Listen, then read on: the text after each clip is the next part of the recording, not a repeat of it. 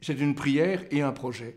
Maranatha, c'est une prière qu'on trouve à l'avant-dernier verset de la Bible, dans l'Apocalypse, on trouve en grec, mais Maranatha, c'est de l'araméen, ça signifie « Viens Seigneur ». C'est la dernière prière de la Bible, « Oh oui, viens Seigneur Jésus ». Alors, c'est une phrase, une prière qui me touche beaucoup. Et donc, j'ai voulu donner ce nom-là à ce projet parce que notre projet, c'est de prier ensemble pour la guérison du cœur humain. Alors, le prophète Jérémie disait déjà, le cœur de l'homme, il est compliqué et il est malade. Alors, je me demande ce qu'il dirait aujourd'hui, Jérémie, s'il voyait le cœur humain d'aujourd'hui et l'état de l'humanité aujourd'hui.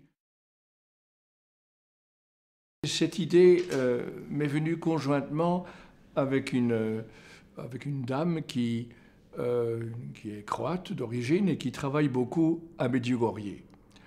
Medjugorje est un lieu de grâce extrêmement important actuellement. L'Église ne s'est pas encore prononcée sur la réalité surnaturelle des apparitions de Medjugorje, mais elle constate que c'est un lieu où se passe beaucoup de choses, où en tout cas Marie travaille beaucoup le cœur humain.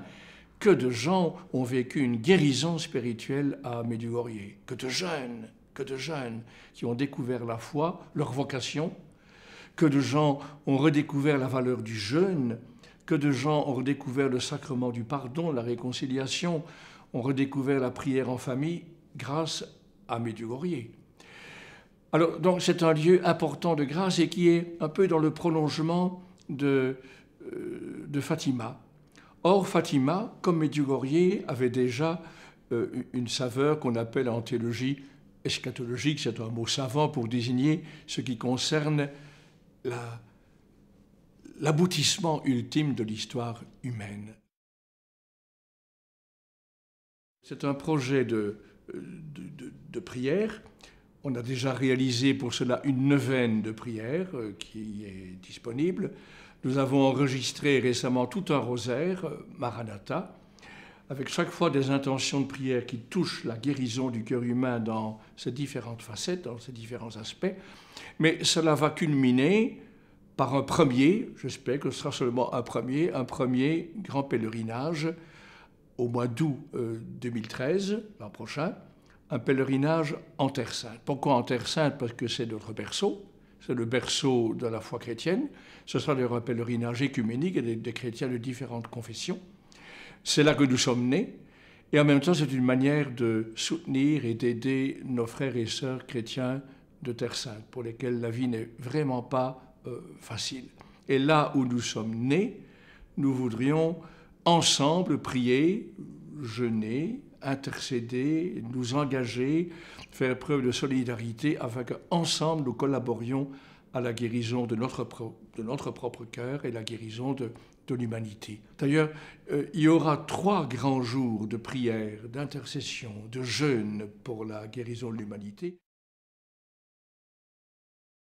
Notre époque présente est confrontée à beaucoup d'impasses, beaucoup de gros points d'interrogation, l'avenir de l'Europe, l'avenir des pays émergents, la violence, l'inculturation de toutes les populations immigrées, les dérives sur le plan éthique, l'avenir de la planète, l'avenir écologique de la planète. Il y a tellement de défis que parfois les gens se sentent écrasés par ces défis.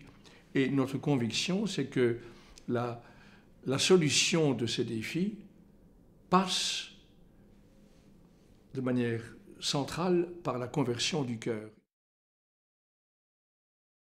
Elle s'adresse à des chrétiens, qu'ils soient orthodoxes, catholiques ou protestants ou anglicans. Ce ne sera pas une entreprise franco-belge, hein, ce sera une entreprise plus large, donc ce sera international, donc on y parlera plusieurs langues. Une entreprise écuménique, mais ça s'adresse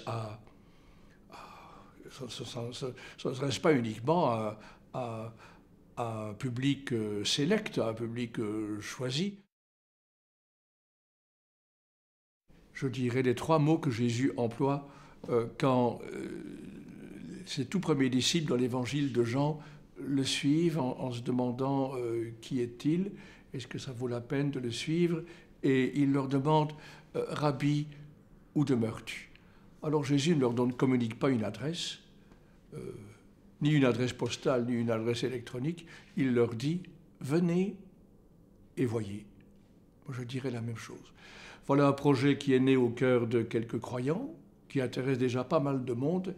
Mais la meilleure manière de participer à cette entreprise, c'est venir et voir.